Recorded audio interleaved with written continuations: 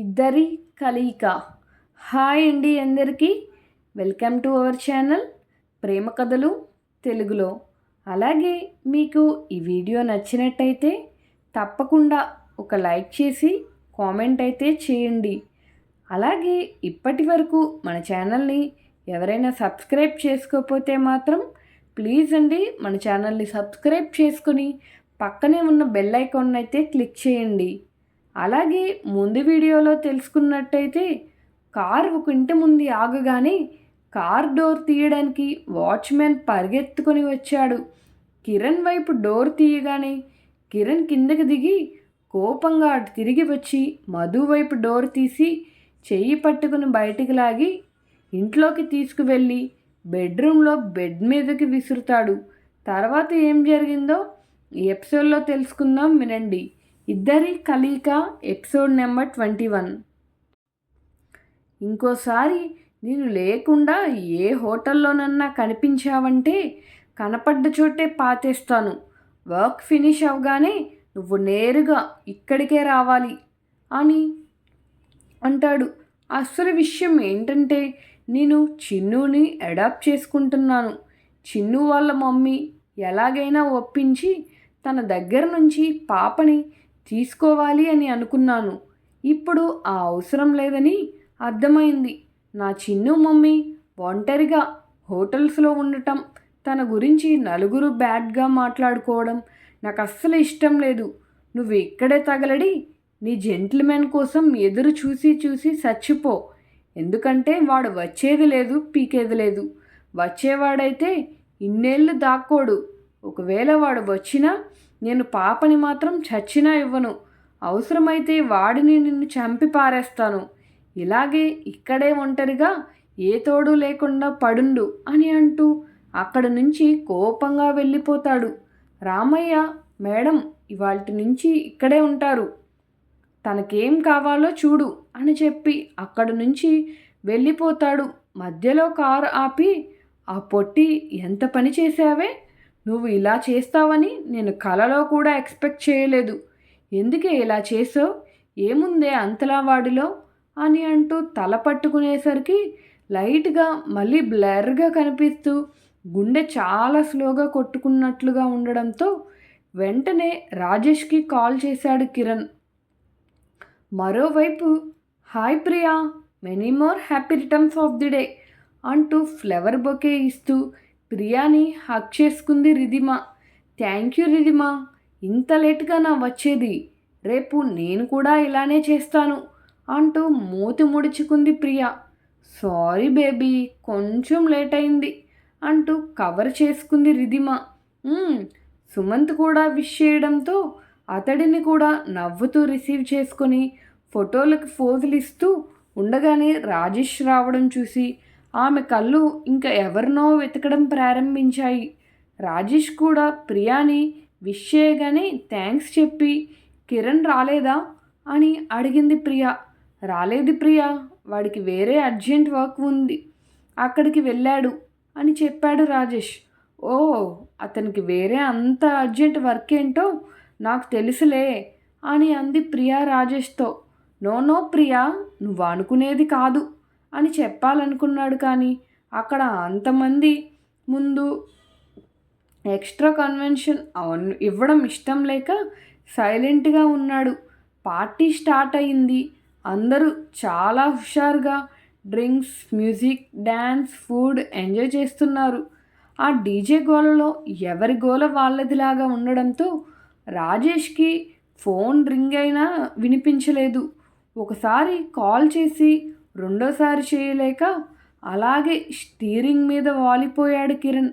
కిరణ్ వద్దన్న తన వెనకే వెళ్ళమని అశోక్ సెక్యూరిటీకి చాలా స్ట్రిక్ట్గా వార్నింగ్ ఇవ్వడంతో వాళ్ళు కొంచెం డిస్టెన్స్ మెయింటైన్ చేస్తూ కిరణ్ కార్ని ఫాలో అవుతూనే ఉన్నారు.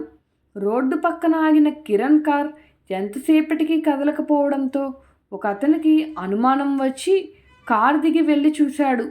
లోపలకు లైట్ వేసి చూసిన అతనికి కిరణ్ స్టీరింగ్ మీద పడిపోయి ఉండడం చూడగానే ఫ్యూజులు ఎగిరిపోయాయి. వెంటనే అశోక్కి ఫోన్ చేసి విషయం చెప్పి కార్ అద్దం పగలగొట్టి లాక్స్ ఓపెన్ చేసి కిరణ్ని బయటికి తీసేసరికి బాడీ చల్లగా అయిపోవడంతో అందరికీ చాలా భయం వేసింది. వెంటనే కిరణ్ని హాస్పిటల్లో జాయిన్ చేశారు. అశోక్ రామ్ హడావిడిగా హాస్పిటల్కి రావడంతో హాస్పిటల్ వాతావరణం అంతా గంభీరంగా మారింది. రామ్ వెంటనే ట్రీట్మెంట్ చేస్తూ ఓ గాడ్ కిరణ్ ప్లీజ్ ఏమైంది నాన్న అని అంటూ పల్స్ రేట్ చూసి హార్ట్ బీట్ చాలా తక్కువగా ఉండడంతో రామ్ ఏం చేయాలో అర్థం కాలేదు. మొన్నేమో అతిగా కొట్టుకుంది, ఈరోజు ఇలా స్లో అయిపోయింది, మళ్ళీ ఏం జరుగుతుంది కిరణ్ అని అడుగుతూ ఉన్న విషయం రాజేష్కి తెలిసి హడావిడిగా పరుగులు తీసుకుంటూ హాస్పిటల్కి వచ్చాడు. అచేతనంగా పడి ఉన్న కిరణ్ని చూడగానే రాజేష్కి మైండ్ పనిచేయడం ఆగిపోయింది. సెక్యూరిటీని అడిగి కిరణ్ ఎక్కడి నుంచి వచ్చాడో తెలుసుకున్నాడు అశోక్. హాస్టల్ నుంచి నేరుగా గెస్ట్ హౌస్కి వెళ్ళి 10 నిమిషాల్లో బయటకు వచ్చేశాడని తెలియడంతో అశోక్ కళ్ళ ముందు ఆర్షి వచ్చినప్పుడు కిరణ్ ఎంతో సంతోషంగా ఉంది కళ్ళ ముందు మెదలడంతో టైం చూసుకొని ఎవరన్నా వెళితే పాప భయపడుతుందేమో అని తనని తీసుకురావడానికి అశోక్ ఒక్కడే హాస్టల్కి వెళ్ళాడు. తన కొడుకు తిరిగి మామూలు అవ్వడానికి తను ఏమైనా చేయగలడు, చేస్తాను కూడా అని అనుకుంటూ హాస్టల్కి వెళ్ళి కంగారు పెట్టకుండా ఆరుషిని తీసుకుని హాస్పిటల్కి బయలుదేరాడు అశోక్. పెద్ద బడ్డీ ఇప్పుడు వచ్చేవేంటి? బడ్డీ నాకు చెప్పకుండా వెళ్ళిపోయాడెందుకు? నేను చాలా అప్సెట్ అయ్యాను తెలుసా అని అనింది ఆరుషి.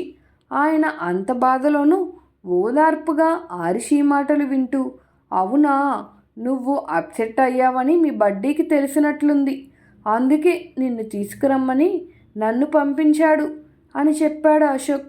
నిజంగానా అని అడిగింది ఆరుషి. నిజం నాన్న అని చెప్పి హాస్పిటల్కి తీసుకువెళ్ళాడు అశోక్ ఆరుషిని. హాస్పిటల్లో చూసిన ఆరుషికి ముందు అనుమానం వచ్చింది, తరువాత భయం వేసింది. మెల్లగా అడుగులు వేస్తూ ఒక రూమ్ ముందు ఆగిపోయింది. బెడ్ మీద పడుకొని ఉన్న కిరణ్ని చూడగానే ఆరుషి కాళ్ళు తడబడిపోయాయి. బడ్డీకి ఏమైంది? ఎందుకు హాస్పిటల్లో ఉన్నాడు అని అడుగుతూ లోపలికి వెళ్ళింది ఆరుషి. ఆరుషి వెనకే లోపలికి వెళ్ళాడు అశోక్. ఆరుషికి తెలియకుండానే కళ్ళ వెంట నీళ్లు కారిపోతూ ఉండడంతో దగ్గరికి వెళ్ళి వణుకుతున్న చేతిని కిరణ్ మీద వేసి, ప్లీజ్ బడ్డీ ఇలా జోక్స్ చేయకు, నాకు భయంగా ఉంటుంది, లే బడ్డీ ప్లీజ్, ఇంకా చాలు అని అంటూ పెద్దగా ఏడ్చింది. అక్కడ మధు కూడా రూమ్లో కూర్చొని కిరణ్ అన్న మాటల్ని తలుచుకొని ఏడుస్తూనే ఉంది. అక్కడ ఆరుషి ఏడుపులు కిరణ్ పడిపోవడంతో సంతోషం అన్న మాటకి వాళ్ళ జీవితంలో స్థానం లేకుండా పోయింది. ఆరుషి ఏడుపు విన్న తర్వాత కిరణ్ హార్ట్ బీట్లో మళ్ళీ తేడా రావడం మొదలైంది. అప్పటి వరకు స్లోగా కొట్టుకున్న గుండె మళ్ళీ నార్మల్గా కొట్టుకోవడం స్టార్ట్ కాగానే రామ్ తేలిగ్గా ఊపిరి పీల్చుకుంటూ థ్యాంక్ గాడ్ అంటూ అశోక్ వైపు చూశాడు. రామ్, ఇప్పుడు ఎలా ఉంది కిరణ్కి? ఏం ప్రమాదం లేదు కదా అని అడిగాడు అశోక్. నథింగ్ సీరియస్ అంకుల్ అని అంటూ ఆరుషి వైపు చూశాడు రామ్. ముద్దుగా బొద్దుగా తెల్లగా ఉన్న ఆరుషిని చూసి, ఈ పాప ఎవరు అంకుల్ అని అడిగాడు రామ్. ఆయన ఆరుషి వైపు చూసి, కొన్ని అంతు తెలియని రోగాలకి వ్యాక్సిన్ రామ్ అని చెప్పాలనుకున్నాడు కానీ మన కిరణ్ బడ్డీ బెస్ట్ ఫ్రెండ్ ఆరుషి అని చెప్పాడు అశోక్. ఆరుషి ఆ పేరు వినగానే రామ్ ఆరుషి వైపు చూసి, ఆ రజనీ చెప్పిన పాప తినేనా అని అనుకుంటూ, ఎంత బాగుంది పాప, ఎవరి పాప అనుకొని ఏడుస్తున్న ఆరుషి పక్కకు వెళ్ళి, డోంట్ వరీ బేబీ, నీ బడ్డీకి ఏం కాలేదు, మార్నింగ్ షూటింగ్స్లో టైర్డ్ అయ్యేసరికి అలసిపోయాడంతే, 10 నిమిషాల్లో లేచి కూర్చొని నీతో ఆడుకుంటాడు చూడు అని చెప్పాడు రామ్. ఆ మాటలు వినగానే నిజమా అంకుల్ అని అడిగింది ఆరుషి. హా బేబీ అని అంటూ ఆరుషి కళ్ళు తుడిచి, తను లేచేసరికి నువ్వు ఇలా డల్గా ఉంటే నీ బడ్డీ చాలా హట్ అవుతాడు కదా అని అన్నాడు రామ్. ఆ మాట విని ఒక హ్యాపీ స్మైల్ ఇచ్చి ఓకే అని అడిగింది ఆర్షి. ఆహా, డబ్బులు ఓకే, 1 మినిట్, నేను మళ్ళీ వస్తాను అని చెప్పి బయటకు వెళ్ళాడు రామ్. రామ్, ఏం జరుగుతుంది? ఒకసారి లండన్ తీసుకువెళ్దాం అని అన్నాడు అశోక్. Okay uncle, తీసుకువెళ్దాం. కానీ ఒకసారి కిరణ్ లేచిన తర్వాత తన ప్రాబ్లం ఏంటో నన్ను అడిగి తెలుసుకొనియండి, తర్వాత ఏం చేయాలో చూద్దాం అని అంటూ వెనక్కి తిరిగి చూసిన రామ్కి కిరణ్ కదులుతూ మెల్లగా కళ్ళు తెరవడం చూశాడు. రాజేష్, ఆర్షి ఇద్దరూ ఒకేసారి కిరణ్ చెరో చెయ్యి పట్టుకోవడంతో కళ్ళు తెరిచి చూసి తను ఎక్కడ ఉన్నది చూసుకుంటూ ఉండగానే రాజేష్ని, ఆర్షిని, రేయ్ నేను ఎక్కడున్నాను, మళ్ళీ హాస్పిటలా, ఐ హేట్ దిస్ ప్లేస్ అంటూ ఆర్షి వైపు చూసి, చిన్ను నువ్వు ఇక్కడెందుకున్నావు వచ్చావు స్వీట్ హార్ట్ అని అడుగుతూ లేచి కూర్చోబోయాడు కిరణ్. ఆర్షి, రాజేష్ ఇద్దరూ కిరణ్ని లేవనీయకుండా పడుకోబెట్టి, బడ్డీ నువ్వు అలసిపోయావు, రెస్ట్ తీసుకో అని కోపంగా చెప్పింది ఆర్షి. నేనా, ఏం అలసిపోయానా అని అంటూ అసలు ఏం జరిగిందో గుర్తుకు రాగానే, నేను అలసిపోలేదు చిన్ను, మీ మమ్మీ అదే పొట్టి ఇచ్చిన షాక్కి కోమాలోకి వెళ్ళి ఇప్పుడే బయటకు వచ్చాను, ఆ పొట్టి అని అంటూ తల పట్టుకున్నాడు కిరణ్. మనసంతా ఏదో బాధగా అయిపోయింది. దానితో పాటు మధుని లాక్కెళ్ళడం, కార్కి కొట్టుకోవడం, పిచ్చి పిచ్చిగా మాట్లాడటం, తీసుకువెళ్ళి గెస్ట్ హౌస్లో పడేయడం అన్నీ గుర్తుకు రాగానే ఒక్కసారిగా కళ్ళు మూసుకొని, రేయ్ నేను వాష్రూమ్కి వెళ్ళాలి అని అన్నాడు కిరణ్. వెయిట్ అంటూ డోర్ తీసి బావా అని పిలిచాడు రాజేష్. అశోక్తో మాట్లాడుతూ రాజేష్ పిలవడంతో దగ్గరకు వెళ్ళాడు రామ్. వాడు వాష్రూమ్కి వెళ్తాడంట అని చెప్పాడు రాజేష్. ఆ మాట విని బాడీ మీద ఉన్న ఎక్విప్మెంట్స్ అంతా తీసేయగానే తన ఫోన్ కోసం వెతికాడు కిరణ్. వాష్రూమ్కి ఫోన్ ఎందుకురా అని అరిచాడు రాజేష్ కిరణ్ మీద. అప్పుడు ఆ మాటలకి సీరియస్గా చూశాడు కిరణ్. కిరణ్ చూపు చూసి సైలెంట్ అయ్యాడు రాజేష్. రామ్ తన పాకెట్లో ఉన్న ఫోన్ తీసి కిరణ్కి ఇచ్చాడు. అది తీసుకుంటూ ఒక హ్యాపీ స్మైల్ ఇచ్చి, థ్యాంక్ యూ అన్నయ్య అంటూ వాష్రూమ్కి వెళ్ళి గెస్ట్ హౌస్కి కాల్ చేసి, మధు భోజనం చేసిందా అని రామయ్యను అడిగాడు కిరణ్. లేదు బాబు, మీరు వెళ్ళిన దగ్గర నుంచి ఏడుస్తూనే ఉన్నారు, భోజనం తీసుకువెళ్ళినా వద్దని తిప్పి పంపించేశారు అని చెప్పాడు రామయ్య. ఆ మాట వినగానే వాష్ బేసిన్ ముందు నిలబడి అద్దంలో తన మొహం చూసుకుంటూ కళ్ళు మూసుకుని చేత్తో మొహం రుద్దుకున్నాడు కిరణ్. భోజనం చేయకుండా ఏం సాధిద్దామనే పొట్టిదానా, నువ్వు ఏడ్చినా నెత్తి నోరు కొట్టుకున్నా నేను చేయకుండా వదలను కదా, సో కడుపు మార్చుకుని ఏం చేస్తావు, ఈ యుద్ధాలేవో తిని కూడా చేయొచ్చు కదా, నువ్వేం చేసినా నా నుంచి దూరం పోలేవు, ఎందుకంటే నువ్వు నా నుంచి చిన్నుని దూరం చేయలేవు, చిన్ను నాకు దగ్గరగా ఉండాలంటే నువ్వు కూడా నా దగ్గరగా ఉండాల్సిందే అని అనుకుంటూ ఉంటాడు. సో నీకు నాకు నచ్చినా నచ్చకపోయినా మన ఇద్దరు కదా ఇలా సాగిపోవాల్సిందే అని మనసులో అనుకున్నాడు కిరణ్. వెనుక బ్యాక్గ్రౌండ్లో మన కలయిక కథలుగా సాగాలి అని రన్ అవుతూనే ఉంటుంది. మరోవైపు, రేయ్ వాష్రూమ్లో ఇంతసేపు ఏం చేస్తున్నావురా అంటూ డోర్ కొట్టాడు రాజేష్. ఎహే, వాష్రూమ్లో ఏం చేస్తారా అని లోపల నుంచి అరుస్తూ, వీడొకడు ఆ పొట్టిది తిన్నదో లేదో కూడా కనుక్కోనివ్వడు అని అంటూ బయటకు వచ్చాడు కిరణ్. అప్పటి వరకు స్పృహ లేకుండా బెడ్ మీద పడుండి మా అందరి చెమటలు పట్టించి ఇప్పుడు మెలకువ రాగానే ఎవరితో ముచ్చట్లు వేస్తున్నావు అని కోపంగా అడిగాడు రాజేష్. నీ మా అమ్మ అని ఇంక బూతులు తిట్టబోతూ ఎదురుగా రామ్, ఆర్షి, అశోక్ ఉండడంతో కంట్రోల్ చేసుకుని లేని నవ్వుని మొహాన పులుముకొని నథింగ్ అంటూ, హే స్వీట్ హార్ట్, టైం చూడు, 11 గంటలు అవుతుంది, ఇంక నిద్రపోవా అని అంటూ ఆర్షి దగ్గరకు వచ్చి చెంపలు నిమిరాడు కిరణ్. నేను పడుకుంటాను కానీ నువ్వు ఎందుకు పడిపోయావు బడ్డీ? ఎనీ ప్రాబ్లం అని అడిగింది ఆ చిన్ను. చాలా ప్రాబ్లమ్స్ ఉన్నాయి అని అన్నాడు కిరణ్.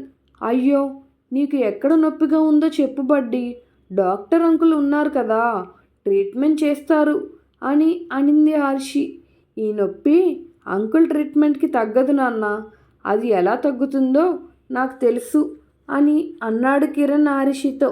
ఆహా, అవునా, ఎలా తగ్గుతుందో కాస్త మాకు కూడా చెప్పు, మేము కూడా అదే ట్రీట్మెంట్ ఫాలో అవుతాం అని అన్నాడు రాజేష్.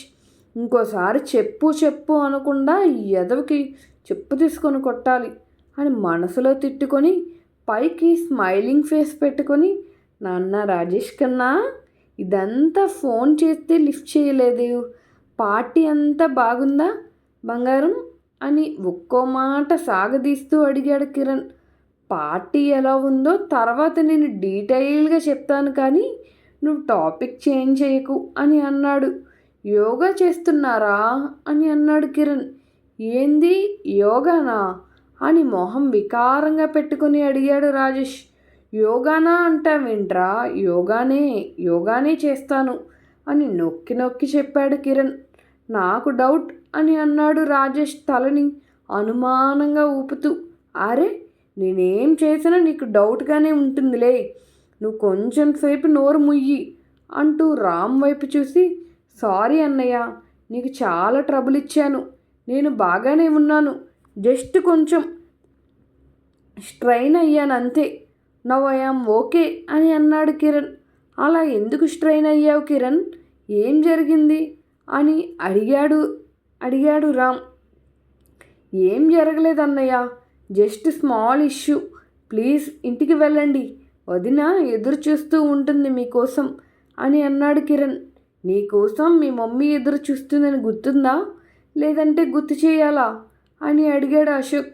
తండ్రి దగ్గరకు వెళ్ళి నిలబడి ఐఎమ్ సారీ డాడ్ అని అన్నాడు కిరణ్. సారీ కాదు Kiran, change your behaviour, you are not a kid అని అన్నాడు అశోక్. నో డాడ్, మమ్మీకి నీకు నేను ఎన్నాళ్ళలో వచ్చిన కిడ్నే అంటూ అశోక్ని కౌగిలించుకున్నాడు కిరణ్. కొడుకు హక్ చేసుకోగానే భుజం మీద నిమురుతూ, గెస్ట్ హౌస్కి ఎందుకు వెళ్ళావు అని అడిగాడు అశోక్ కిరణ్ని.